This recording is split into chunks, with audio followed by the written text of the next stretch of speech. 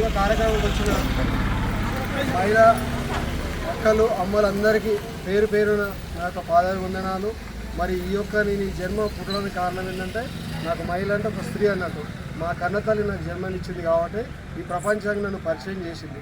దీన్ని 1000 కోట్ల ఆస్తిగా నేను భావిస్తూ ఈ అమ్మలందరినీ ఒక తాటికి తీసుకొచ్చి ఈరోజు ఏదైనా విషయాలు మేడం గారు మొత్తం క్లారిటీగా మహిళలకు ఉన్న హక్కులన్నీ ఆమె చెప్పింది కాబట్టి మనం ఎంతో విన్నాము. ఇది చాలా పెద్దది. ఎందుకంటే అన్ని హక్కులు వాళ్ళకు, కానీ వాళ్ళకి చెప్పనివ్వరు, ముందుకు సాగనివ్వరు.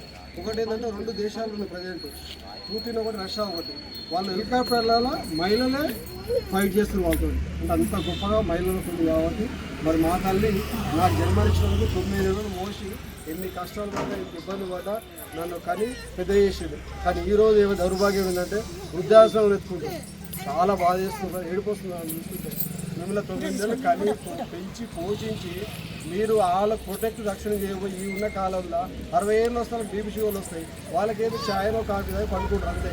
ఏదో వృద్ధాశ్రమం వేద్దామన్నట్టు నెగ్లెక్ట్ చేస్తుంది. బిజీగా చెప్పేసి జీవితంలో మీ తల్లిదండ్రులకు సేవ చేయకపోతే మీ పిల్లలు కూడా మీకు కూడా అదే ఆ పనినే చేస్తారని నేను చెప్తాను, శాపిస్తాను. ఎందుకంటే మీరు చేసే మంచి పని మీకు చెడు మంచి చేస్తే మంచి అవుతుంది, చెడు చేసి అవుతుంది. అందుకని తల్లిదండ్రులను గౌరవించాలి, మహిళలను ప్రత్యేకంగా గౌరవించాలని ప్రతి ఒక్కరి పాదం తెలియజేస్తున్నాను. అలాగే మరి ఇక్కడ వచ్చినందుకు నాగమోహన్ రెడ్డి గారు, అలాగే మరి లోటస్లో మేడం మంజుల మేడం గారు, పద్మ మేడం గారు, మేరీ గారు, వాణి గారు, సుజాత గారు, సునీత మేడం, శిరీష మేడం, లలిత మేడం గారు, యాదమ్మ గారు, కృష్ణకుమారి గారు, అలివేలు మేడం, యోగిత, సత్య, రాణి, ఎస్ వరలక్ష్మి మేడం గారు, ప్రసన్న మేడం గారు, సిద్ధార్థ గారు, అలాగే ఆర్కే గారు, అలాగే మా వదినమ్మ గోరెడ్డి గౌరవ ఎమ్మెల్సీ గారి మన సత్యమాని గారు, మన వదినమ్మ వచ్చారు ఇక్కడ. చాలా సంతోషం. మహిళల పట్ల ఎంతో ప్రేమించి ఇంత టైం తీసుకొని కాళ్ళు నొప్పుకున్నా కానీ ఇక కూర్చొని ఇదికి వచ్చింది కాబట్టి చాలా థ్యాంక్స్ తల్లి. అందరికి పేర్కొన్నాను, అందరికి కూర్చోబెట్టి అందరు సప్లై చేయండి. అప్పుడు చాలా టైం. మన లోటస్ ల్యాబ్ నుంచి మంజుల మేడం గారు వచ్చారు. వాళ్ళు మహిళల గురించి, మహిళల శక్తి, మహిళలు ఎట్లా ముందుకు పోవాలనో, మహిళలు ఎలా నడుచుకోవాలనో, మహిళలకు ఉన్న పవర్స్ హక్కుల గురించి కానీ ఒక 2 మినిట్స్ నేను మాట్లాడి కోరుతున్నాను. నేను ఒకసారి మాట్లాడాను.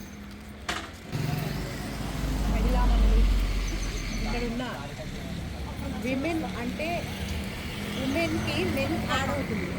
మెన్ సహాయం లేకుండా ఉమెన్ అంటే 100% సాధించలేదు.